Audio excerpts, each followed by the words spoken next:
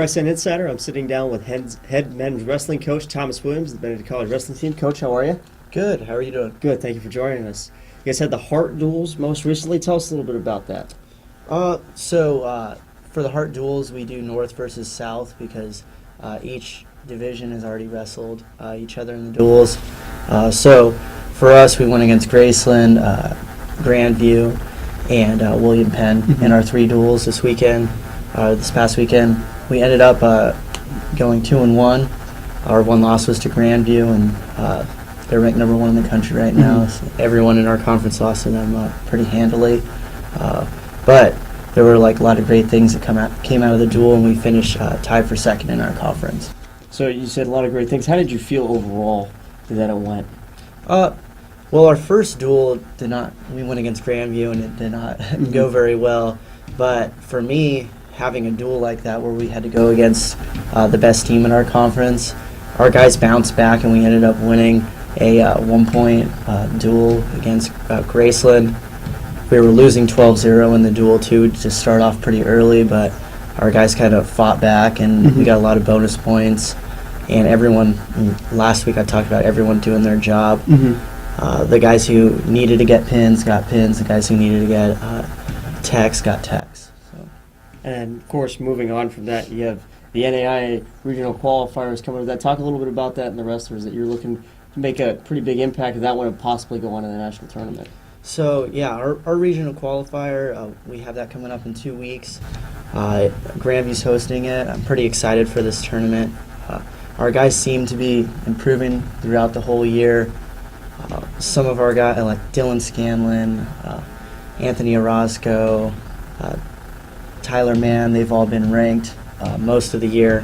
So I'm obviously hoping big things for them.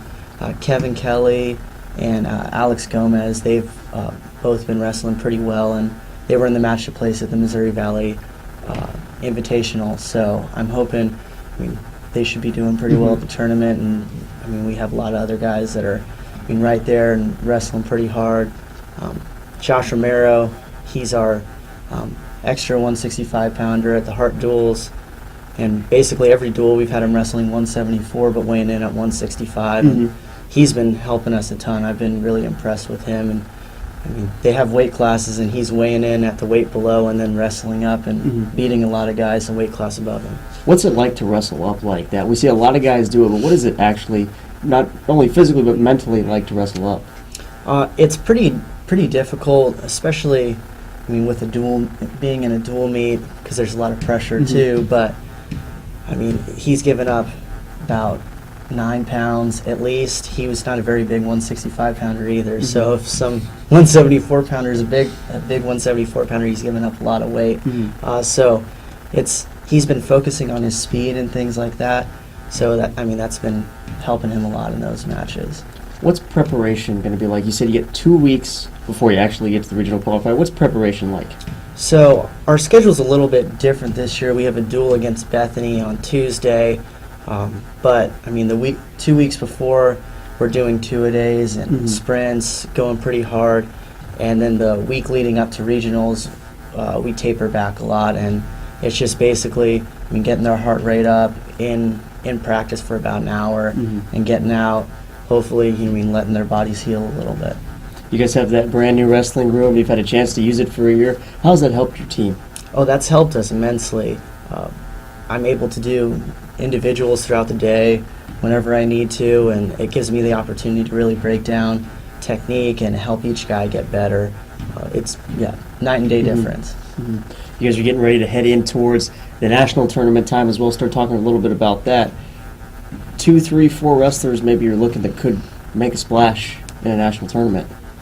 Yeah, the national tournament's awesome because it's in Topeka, so it's our closest tournament all year. It's a pretty great advantage for us, home field advantage-wise. Get a lot of fans there. Dylan Scanlon, he's a senior. I'm hoping he makes it through. He's ranked 8th in the country right now. Anthony Orozco, he's ranked, I think, 11th in the last ranking, but he's beaten a lot of guys ranked higher than that. Then Tyler Mann's been ranked. and then, yeah, I mean, I'm hoping whoever we can get through does well. Everybody's been focusing on just getting better and not focus too much on nationals. So I think that's going to work out well for us. You talk about Dylan being a senior. Talk about what he's done for your program and some of the other seniors and how they've helped out the program. Yeah, Dylan's helped out a lot. I mean, and I've kind of talked about him just being a great leader and a good role model. He also, a lot of the younger kids, he kind of helps them out with class if he's taken the class before. Really goes out of his way to help with the guys. From my standpoint, I mean, he comes up to me after pretty much every tournament, like very thankful, always asking how to get better, and when the younger guys see that, I mean, that says a lot. So, what's it like for you, just personally as a coach, to have a guy come do that? It means a lot because, I mean, you're coaching because you want to help the kids, and it's nice when someone actually recognizes it and thanks you for it. I mean, you're not doing it for the thank yous or the appreciation, but you're just trying to help the kids get better and reach their goals on the mat and in the classroom. Fantastic, Coach. Thank you again for joining us. Thanks Best a lot. of luck to you coming up. Thank you. Thomas Williams, head wrestling coach here at Benedictine College.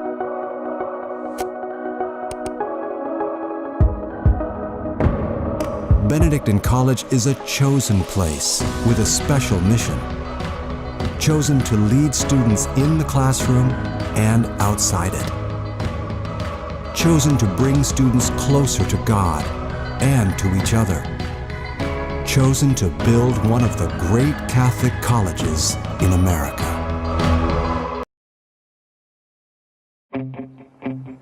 There's a call to be answered. The spirit of competition is still alive inside. The desire still drives. The phrase student-athlete has a great ring to it.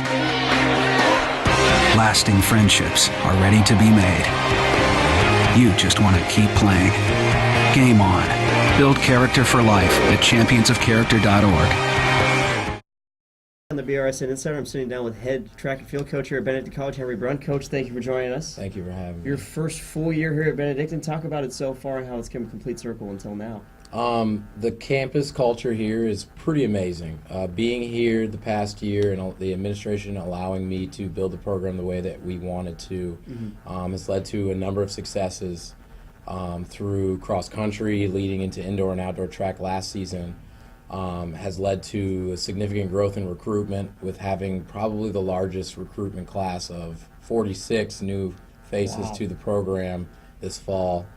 Seeing some continued success with particularly our women's cross-country program, and then going into this winter here with the indoor season. It's been pretty amazing. It's a process just to get 15, 20 recruits, but to pull 46, talk a little bit about that. Yeah, a lot of it came down to reaching out to different areas, some hotbeds for students that come to the institution in and of itself, and selling them on, one, the institution, the quality of the institution, and then two, knowing that we do now have a notable track and field program. And with that, we brought in a number of new faces, and now our roster covers probably about, I want to say, 24 different states across the country. So the school sells itself. Having a competitive track program is definitely a bonus. Wow. And most recently, you guys ran at Pitt State. Talk a little bit about that and how that went for you guys. So this past weekend was interesting. We went to KU Jayhawk Classic, which we typically take a number of people to, but we only brought one athlete there, John Danner, as a junior. And the intention was to go there, race in the 1,000-meter run, try to qualify for nationals, and get out of there. So we drove down on that Friday. He warmed up, raced the race, won his race, qualified for nationals, hit the B standard, which the B standard is a qualifying standard. If the field isn't full, then they pull from the B standard to go to the A. But he's currently ranked 8th in the country, so he's looking pretty promising for the next couple of weeks before the end of indoor. Less than 24 hours later for him, we went to Pitt State with the rest of the team. He ran in the mile, ran a 4:23 in the mile, and broke the school record. It's 2.5 seconds off of the national qualifying mark for the mile as well. And he kind of kicked off what was a pretty amazing day for us over at Pittsburgh State. We had two ladies, seniors, Elise Buckman and Lucy Layton, run in the 3,000 meters. They finished first and second in the 3,000, and they qualified for nationals as well in that event with the A standard, and they're currently ranked 8th and 9th in the country in that event. We had some good performances by Joseph Barnes as a sophomore in the 5,000. Jarrell Rawls ran the 400-meter dash. He ran a 49.77. He's 0.27 seconds from qualifying for nationals as a sophomore. Our women's 4x400 relay, we finally were able to run our top relay for the first time this season, and they were 0.07 seconds off of breaking the school record the first time we ran it this season. There were a number of good performances in between with field performances, mid-distance performances, and that atmosphere there, good competitive Division II atmosphere, really brought a lot of that out going into conference, which is next weekend. You take a guy like Danner. What's his progression been like since last year? Because he had a pretty good year in himself last year.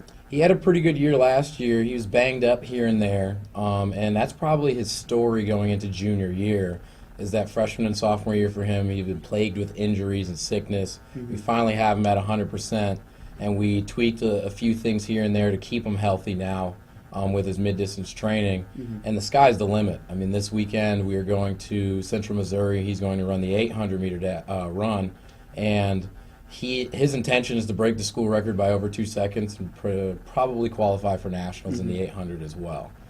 So when you get into your head where your mind catches up with your body with training and you're healthy and you're mentally ready to go, you could step on the track in any race and compete to win, and you could really never know what could happen. Would you say the mental state maybe even more important than the physical state of a runner? Absolutely. It's mind over matter with just about every single event, whether you're sprinting, long distance, jumping, throwing, anything that you're doing. It's mind over matter because you're putting all the work in just like every other sport is, day in, day out. And when it's time to step on the track to do the work, you have to put it all together. You talk about Elise and Lucy, both seniors. What have you seen their progression from last year to this year? It's been really nice. Last year, it's not like they were in the shadows of our 4x800 girls.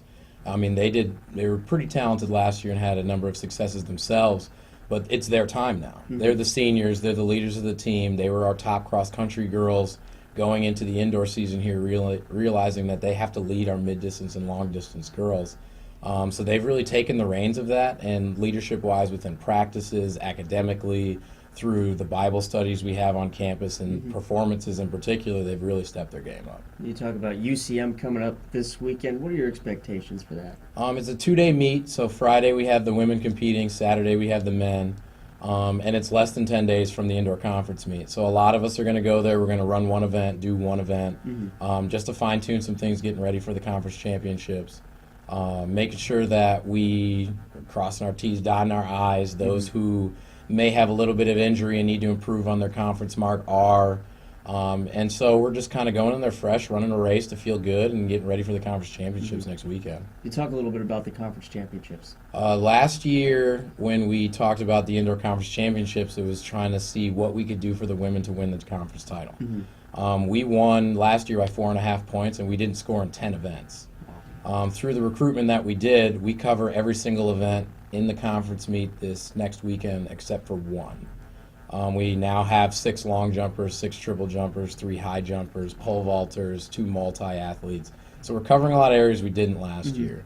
With that being said, the talent is there, but it's a lot of young athletes, freshmen, sophomores, and so each meet has been more of a learning experience for them, and I feel like they're getting tuned up and ready for conference. It's going to be another dogfight to see if it is that we can win, with MNU leading the pack there. Baker always has a competitive program. William Penn always has a competitive program, and so does Grandview. So it'll be pretty tight on the women's side. On the men's side, we only brought 13 men to the conference championships last year, and we have 30 men on the team this year. So with twice as many men competing, we should do fairly well, and our goal is to be about a top 3 finish. That's what we're really shooting for with quality performances across the board. How important is it for those young freshmen and sophomores to get the experience now and to taste it so they can get back there later. It's really important. I mean, even when we went to University of Kansas in December before Christmas break, a lot of it was getting the jitters out for some of these high schoolers who've never competed against athletes who are just as good as them at a track meet, if not better. And so with a couple of those meets that we've had throughout December, January, going into the conference meet, the experience they've gotten and the confidence they've gotten, and I feel as though when we go into the conference meet, they're going to be pretty competitive. They're going to go in with a chip on their shoulder, knowing that regardless that they've been here for 5-6 months as a college student in general, they're ready to go out there and fight for a conference title. So I'm excited to see what can happen there with our youth. Awesome. Coach, thank you very much Hey, for joining us appreciate again. it. Always a pleasure. Best of luck to you the rest of the way. Thank you. Henry Brun, head track and field coach at Benedictine College on the BRSN Insider.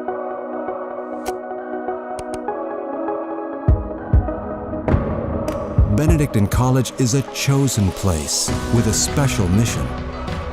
Chosen to lead students in the classroom and outside it. Chosen to bring students closer to God and to each other. Chosen to build one of the great Catholic colleges in America.